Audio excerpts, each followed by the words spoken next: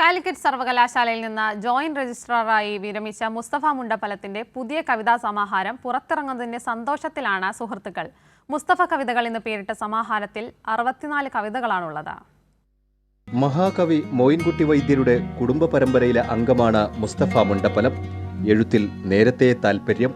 8ാമത്തെ കവിതാ സമാഹാരമാണ് പ്രസിദ്ധീകരണത്തിനൊരുങ്ങുന്നത്. ഇപ്പോൾ ഞാൻ എൻ്റെ കവിതകൾ തിരഞ്ഞെടുത്ത കവിതകൾ ഒരു സമാഹാരം മുസ്തഫ കവിതകൾ എന്ന പേരിൽ ഞാൻ പ്രസിദ്ധീകരിക്കാൻ ഉദ്ദേശിക്കുന്നു.